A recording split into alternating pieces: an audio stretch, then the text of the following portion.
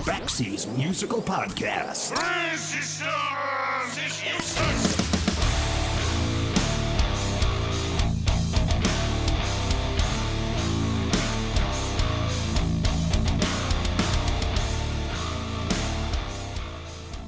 Between 1978 and 1987, the Cars released 6 studio albums. 5 of them went platinum. 4 of them went multi-platinum. And I'm not even counting the Cars' greatest hits, which on its own sold 6 million copies all by itself. They had 13 singles crack the U.S. Top 40, 4 of which reached the top 10. They were inducted into the Rock and Roll Hall of Fame in 2018. And most importantly, they're from my home state of Massachusetts. In the summer of 1978, I was 12 years old. I was listening to a radio station in Providence, Rhode Island. It was a rock station that played the usual assortment of 1970 standards, Zeppelin, Skynyrd, the Eagles, other things. It wasn't the sort of place that you'd expect to hear any of that crazy new wave stuff that you were hearing about on TV. But there it was, June 6, 1978. The DJ, whose name I don't remember, introduced the premiere of the debut single by a band from Boston known as The Cars. The song was just what I needed, both literally and figuratively. It was freaking awesome, and I had it swirling in my head for weeks. And the very first thing out of the speakers when I heard that song was the guitar of Elliot Easton. From there, they blasted out a laundry list of enormous radio hits, really becoming the first quote-unquote new wave band to strike huge success in the United States. Good Times Roll, Let's Go, Shake It Up, You Might Think, Magic, Drive, and many, many more. While people may choose to focus on the late Rick Ocasek or the late Benjamin Orr as the leaders of the band, do not, and I repeat, do not underestimate the unbelievable talents of their lead guitar player, Elliot Easton. Don't think Elliot's one of the all-time greats? Listen to the guitar in the song Candy O. Listen to the guitar solo on My Best Friend's Girl. I mean, really listen to it. It's not just some fancy guitar flourish crammed into the middle of a new wave synthesizer band. Elliot Easton is a brilliant and often overlooked guitar player. Even some of the greatest guitar players that you know, the greatest guitar players in the world, have said, damn, that guy is good. Elliot has just released a brand new album with his band Empty Hearts, featuring drummer Clem Burke from Blondie, Wally Palmar of the Romantics, and Andy Babuque from the Chesterfield Kings, called The Second Album. It frickin' rocks. It is a real pleasure to talk to my guest today, Elliot Easton from The Cars, on Baxie's Musical Podcast.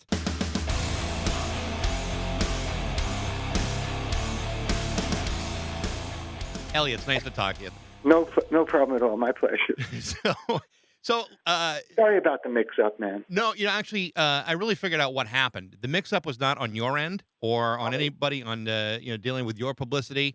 The real problem was the guy who set it up on our end, and I don't want to point fingers, but his name is Leonard, and Leonard is the one who is completely at fault for the screw up. But I appreciate your flexibility, and I appreciate you joining me today. It's a problem at all. Not a problem. It's a real pleasure. Like I said, I did talk to Clem Burke a couple weeks ago about the Empty Hearts album. I think it's great. It's such a fun record. It sounds terrific. I mean, I think you and Clem really stand out.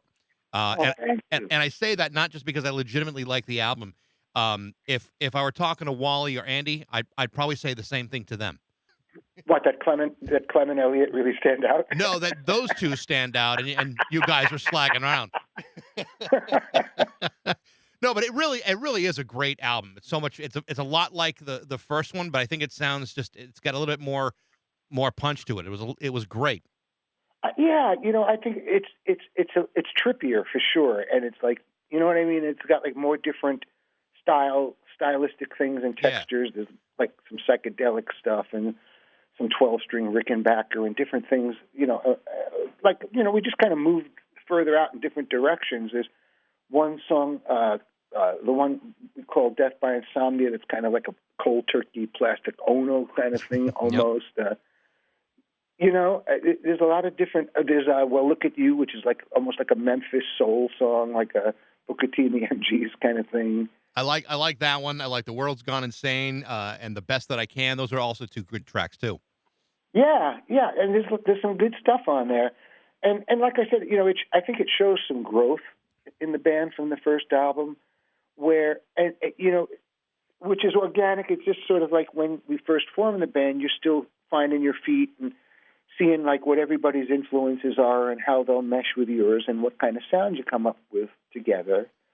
But after having the band for a few years and playing shows and being, traveling together and meals together and, laughing together and just really becoming a band instead of just a concept, then, you can kind of grow with it when you see where everyone's coming from. And I think we did that on this record, if the first album would be sort of like as an analogy, but bad one. Let's say the first album is Meet the Beatles, so this one is more like Revolver. Yeah, I was.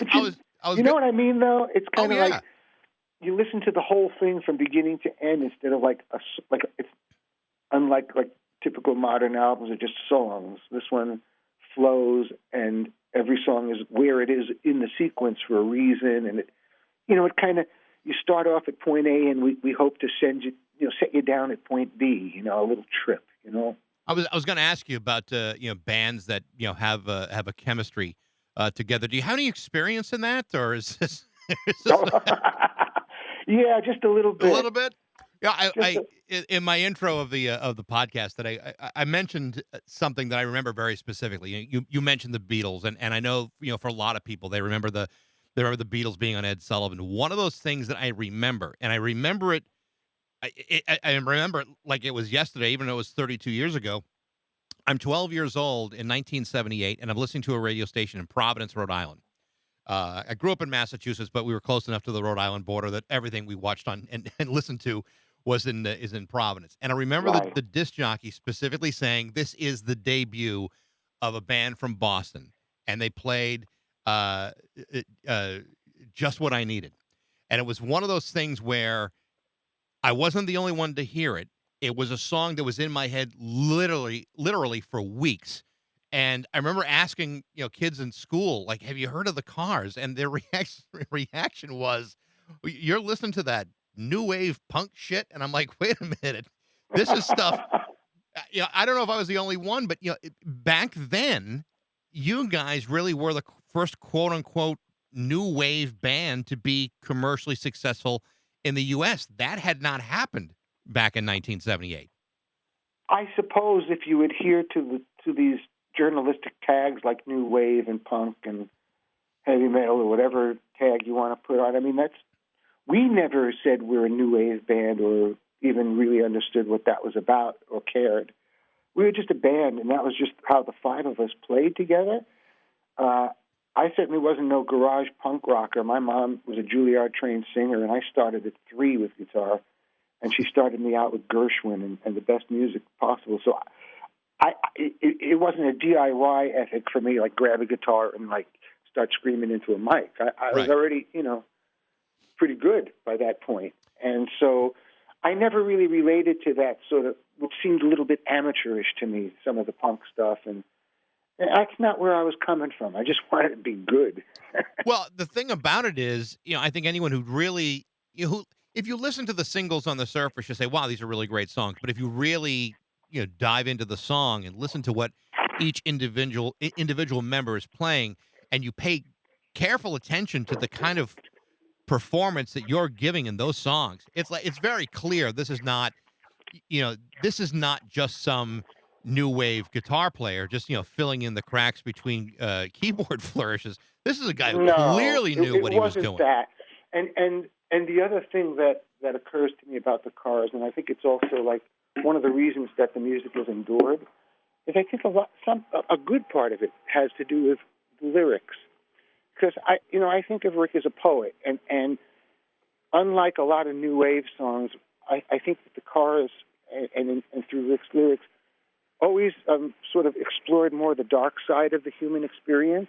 Yeah. But it also, there was relationships and things like that, and like, so we weren't walking on sunshine, if you know what I mean.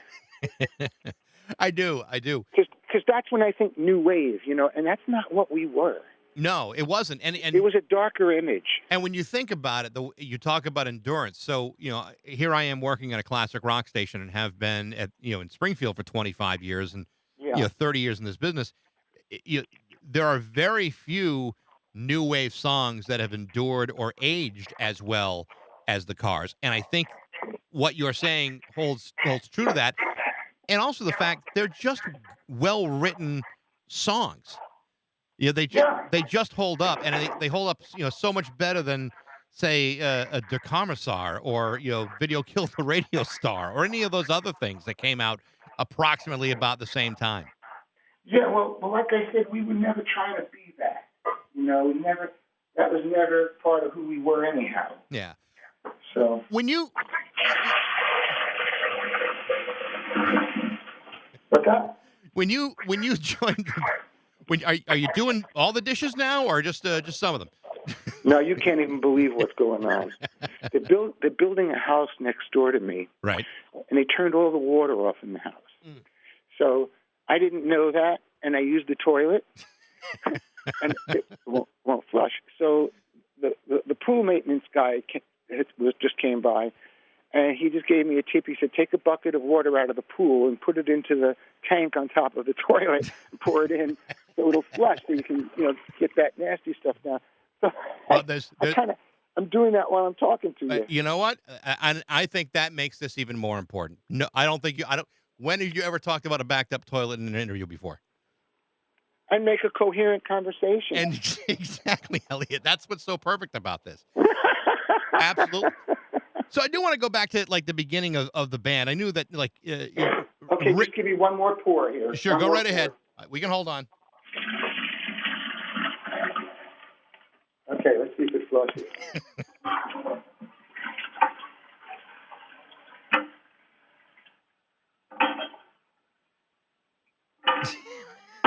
Yeah, I'll revisit this after the interview.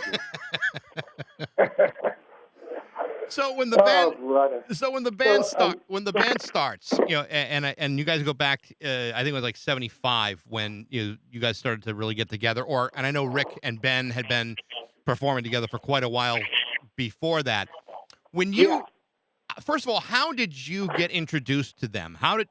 Where's your first point in that in the Car story? Where do I enter the story? It's a funny thing. Would have been around 75, 76.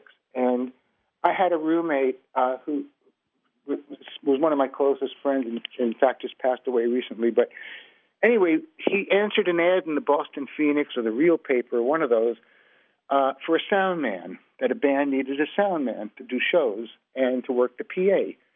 So he answered the ad, and I didn't have anything doing that night, and I just went down with him to this gig. And it was this band, Richard and the Rabbits, and they were playing a Warner Brothers party for Foghat at a roller skating rink out near Lynn or something. Right.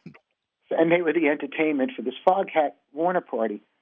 And so I went with Alan, my roommate and my friend, and I was struck by the band. First of all, I was struck by the songs. I thought, this is the first local band that I'd heard that I thought I could picture these songs being recorded, or that they were good, really, good songs. Because you know how usually you see a local band and they do mostly cover stuff, and then you go, okay, we're going to play an original now, and it usually is, terrible song, whatever. But Rick was writing songs that I could hear as records, and it was the first time.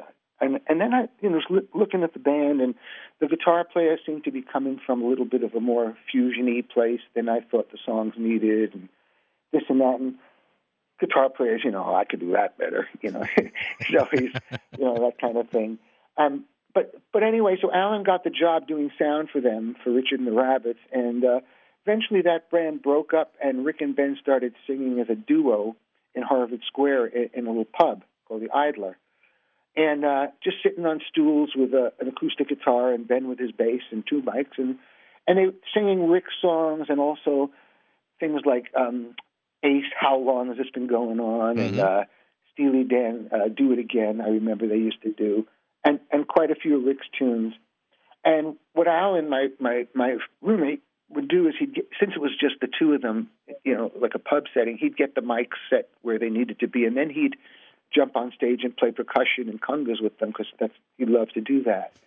And all that time, to make a short story long, but not really, but all that time he kept telling me about his roommate Elliot, that you got to hear my roommate play. He's great. He's an amazing guitar player. Blah blah blah.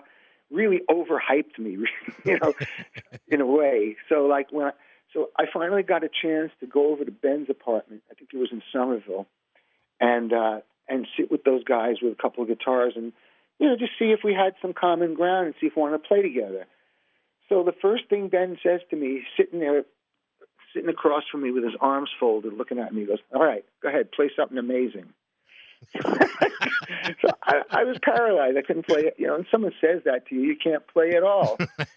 So we just kind of had some, laughed and stuff, and eventually everyone loosened up, and we started playing, and they liked what I was contributing. They liked my sound, and that grew into the band Captain Swing.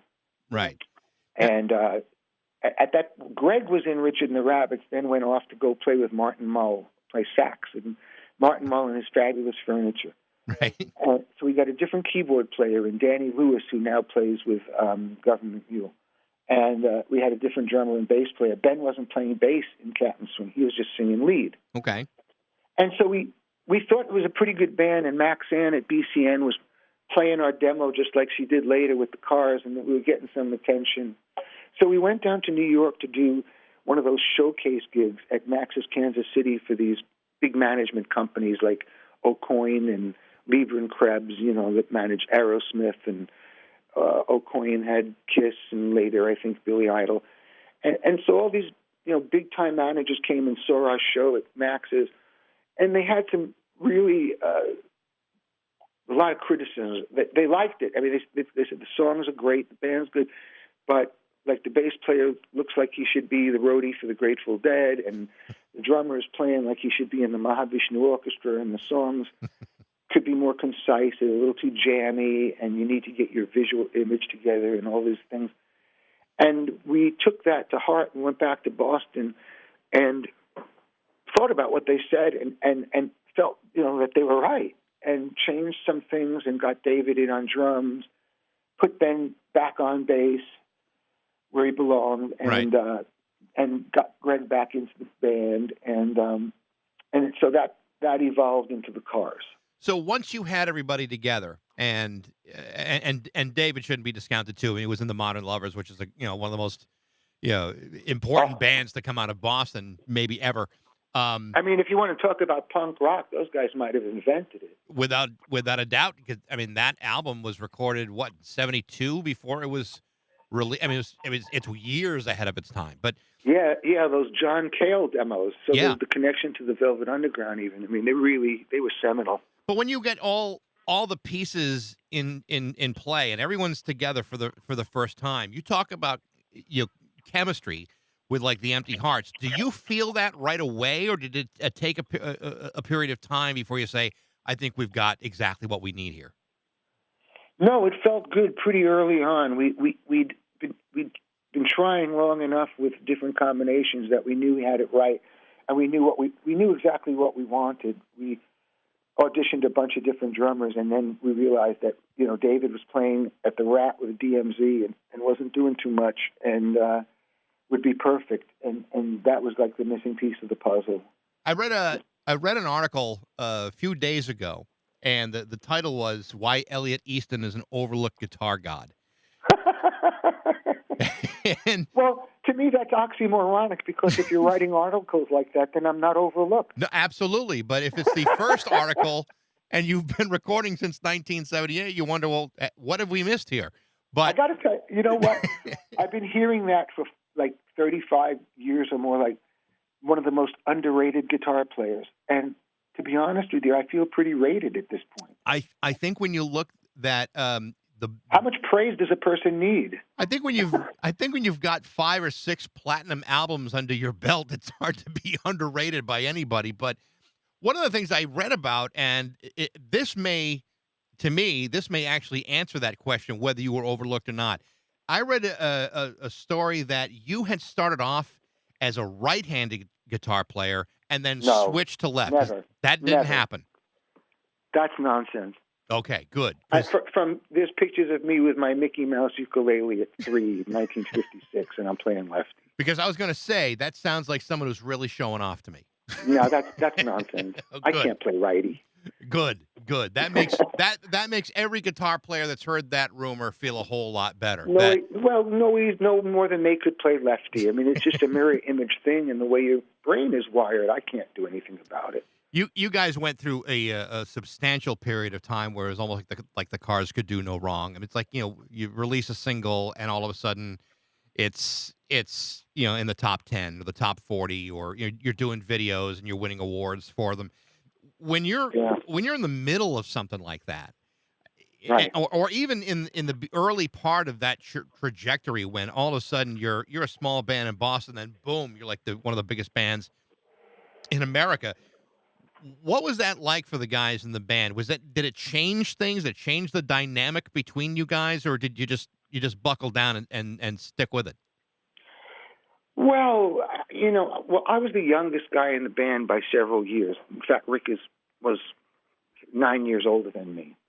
So we were all at different places in our lives. Speaking for myself, I was probably like every other, ambitious kid, and I thought, if I could just get that piece of black plastic with the label on it, that everything in my life would be fixed. And so we made the piece of black plastic, and it did really well, but it didn't fix everything in my life. It was wonderful, but you still go home alone at night. And so there was a little bit of that anticlimactic, like the Peggy Lee song, "Is That All There Is?" But at the same time, it was phenomenal. I mean, we were achieving. I was achieving my childhood dreams, like from seeing the Beatles on the Sullivan Show at 10, and all these little new steps forward. And at that time, it seemed like something really cool was happening almost every day, like a new development in the band. It was all going up, on the upswing, the way these things go. And so it was a very exciting time. They also, the record company clearly gave you a lot of confidence early on. I mean, you have Roy Thomas Baker producing your first couple of records. I mean, that guy had just come off of producing Bohemian Rhapsody, and then he's working on a small band from Boston. How did you land him, and what was that relationship like? Well, it was a fantastic relationship. We did 4 records together, and I used to personally come out to L.A. anytime Roy was working with another artist, and he wanted some guitar playing. He'd call me because after that he liked my playing, so I would do sessions for him and stuff. It's true what you say. It's like the label treated us almost like an established act before we'd done anything. They got top shelf producer to come see us at Holy Trinity College in Worcester in a snowstorm, like 8 people there, and that was Roy. And he said, he's like a Monty Python. He goes, "Oh, hello, my loves. Would you like to go to London and make a record?" We're like, "Yeah, we would." We'd never been anywhere really. No, had never been further south than D.C. Right. So next thing I know, we're in London recording at George Martin's Air Studios on Oxford Street, and George is coming in and listening and lying on the sofa in front of the mixing board, and McCartney's in the next studio, and it was very exciting. Wow. Unbelievable, kind of dreamlike. Plus, it was it was 77, and so Kings Road was exploding with color and all the whole punk rock thing and the crazy, purple mohawks and all that stuff walking down the street. It was really an interesting time to be in London. Yeah, it's so much fun. It's weird because you don't see record labels necessarily acting in that way anymore. Right, and so this is the thing.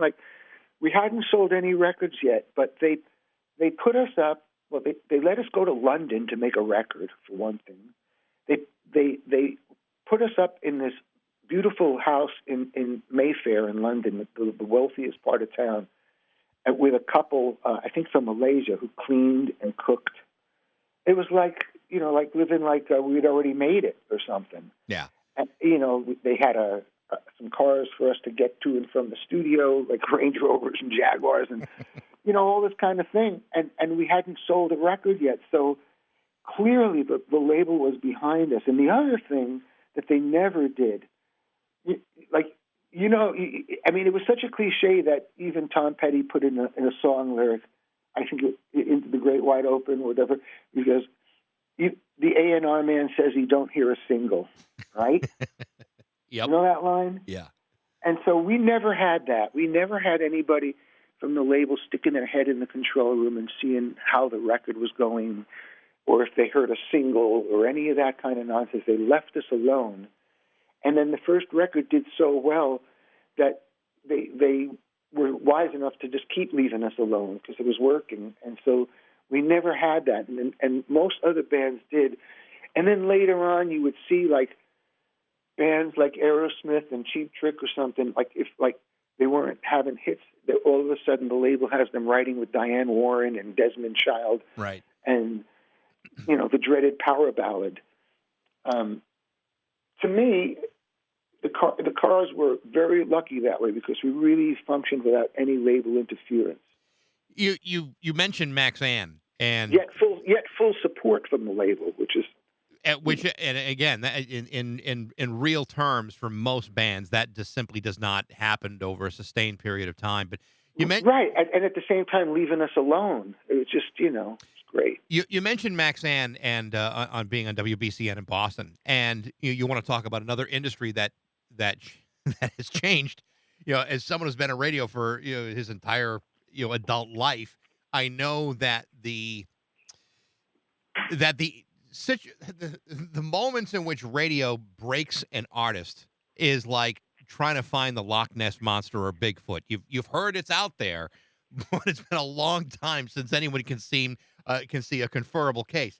And that's true of radio. What she did for you guys and what other radio stations did for other artists simply does not exist in the world anymore. Right. And that's a shame, I think.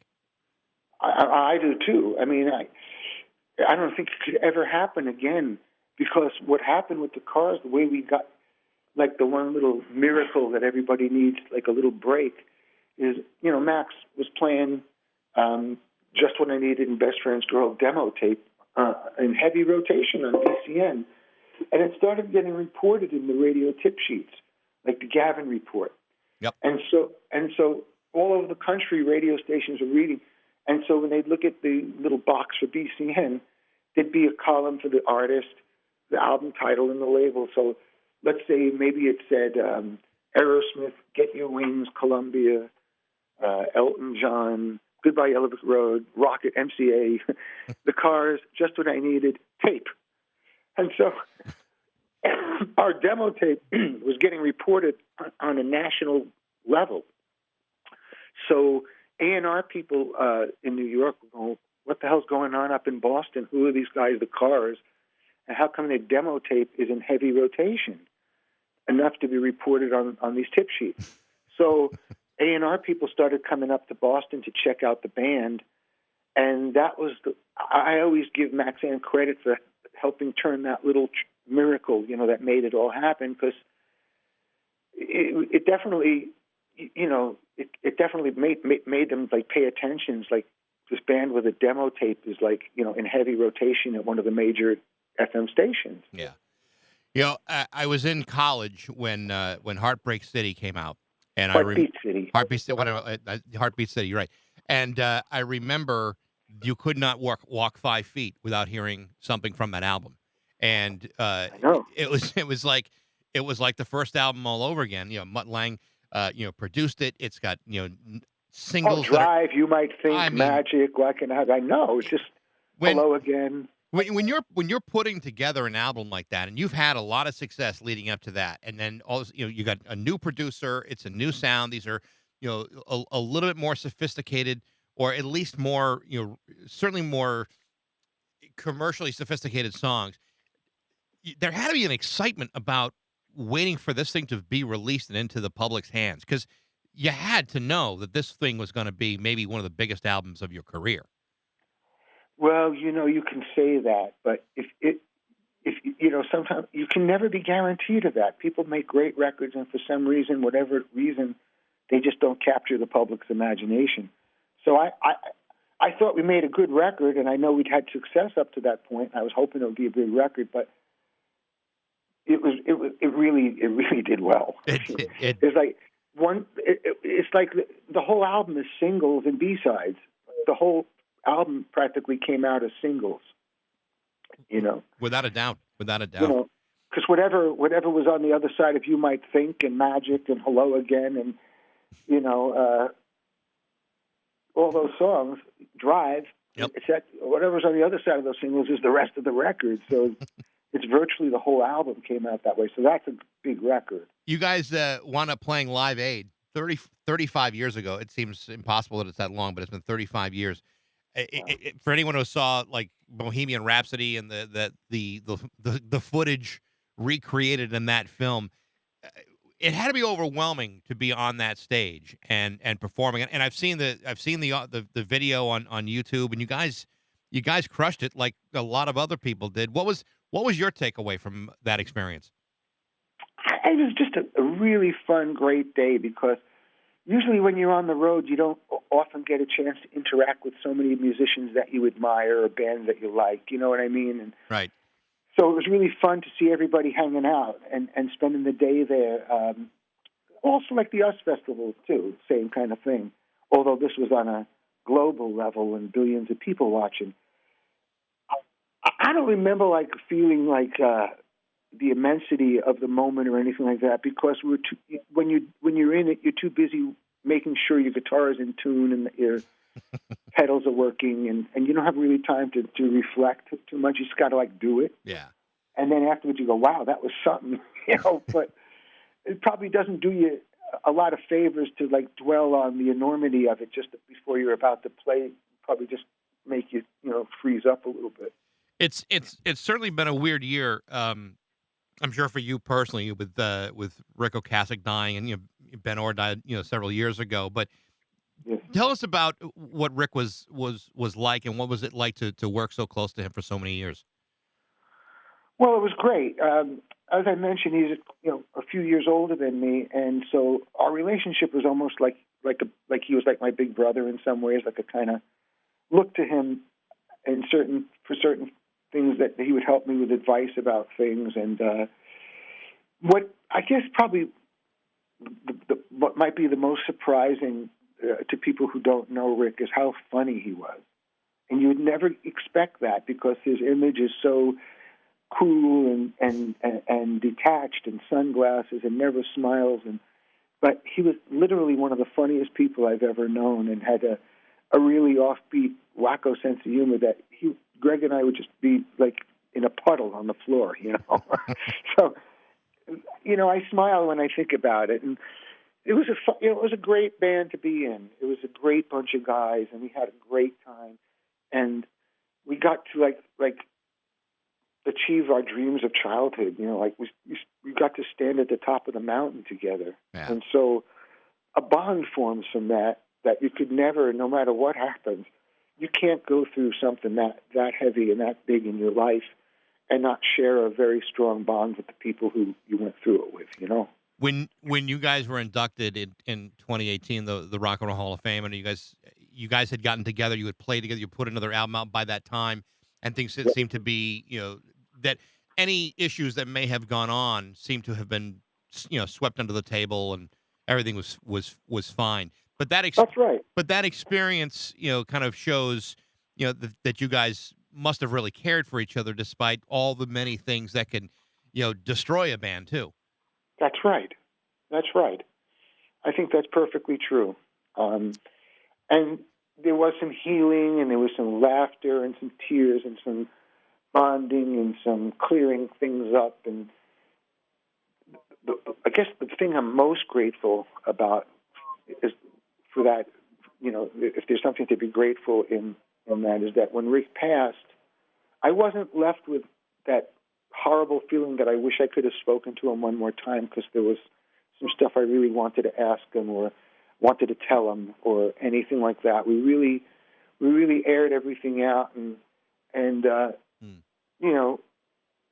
when he went out with all of us loving each other. So that's really good. Yeah, how many times do you see bands get inducted into the Hall of Fame and they can't stand each other, and those arguments and those resentments just continue to the point where you miss out on that experience because the anger is doesn't allow you to appreciate the moment and the gratitude and the love that's being shown to you guys as artists. To me, that's always been a shame to see that happen. Well, it's a shame. I mean, because, some people are very cynical about getting inducted in the first place, who don't think it means anything, or rag on it and say it's just baloney, and this one it should be in, they're not in, and what's this one doing in, and all that. But just speaking for myself, I wasn't cynical about it at all. It was really a moving experience for me, and like just one of those red letter days in your life. I mean, my band got inducted into the Rock and Roll Hall of Fame, for fuck's sake. I mean, you know what I mean? Well, yeah. Well, you what deserved could be it. bad about that? And now we're in history, and people will always know the Cars and learn about the music when they go to the museum. And to me, I just couldn't really see a downside, and I was really proud and really happy that we were in. And as far as the other stuff, I just didn't choose to look at any potential negativity about it, or that it's baloney or this or that and the other thing. It didn't enter my mind. Well, and you deserved it. I mean, there are a lot of bands that have sold a lot of records that are not in, and for any number of reasons. But you guys are indisputable. I mean, what you guys have accomplished is definitely worthy of that kind of praise. I know the first time I went to the Rock and Roll Hall of Fame, I got there at 5:30 and it was closing at 6, so I got to see the whole thing in half an hour. So See, you want to laugh? I was in Paris once, and I got to the Louvre at 4:30. It was about to close, and my wife and I jogged through the Louvre, like, oh, there's the Mona Lisa. Okay, let's keep going. We ran through the Louvre to try to see as much as we could. Same thing. It's like the 50-yard dash through the important stuff of your life. Oh, look at that. There's Chuck Berry's guitar. Okay. Oh, look, it's David Bowie's shoes. Oh, there's Jimmy Page's pants. That's right. I gotta get to my car. Hopefully they'll validate. Yeah. And always exit through the gift shop. Elliot, like I said, I really do sincerely like the new album. Thank you. The second album, which I think is a very creative title. I don't know if there's a third record. I'm going to put my 2 cents in for the title of that one, but it really is a very strong. Hey, you know record. what's funny about that? Like, the Beatles have the Beatles' second album at Capitol, and I don't. One of the guys, they thought it was a good title. I had a title for the album, and I guess the guys didn't want to go for it. But because we wanted the record to be kind of trippy and have a lot of sort of ear candy and stuff in it, I wanted to call it Earphone Heads, like the line from the Stones song "Live with Me." They got dirty necks, they got earphone heads. They're so 20th century, and I wanted to call the album Earphone Heads. But the other guys didn't think it was as brilliant as I did. Well, it's like the band Chicago. They had 13 records in a row, all in numerical sequence, and then the 14th record they actually give it a title. It's like, what the hell's this? I know. Who can even every follow? other one, even the cover's the same. It's just their logo with a number. That's it. Yeah. Elliot, it's a real pleasure to talk to you. Best of luck with the record, and hopefully we can talk again sometime because it's been a lot of fun. Thanks, Bax. It was fun to talk to you too. All right, take care. Thank you very much. Okay, man. Sorry about yesterday again. Not a problem, and get your toilet fixed. You know I am. All right. Thanks, Okay. Elliot. Bye-bye. All right. Bye-bye. Okay, I just want to point out that I was just talking to Elliot Easton of the Cars while he was fixing his toilet. That may have been a first. Thanks for listening. You can email me at any time at bax@rock102.com. Check us out on Facebook, Twitter, Instagram, and Spotify. Talk to you next time on Baxie's Musical Podcast.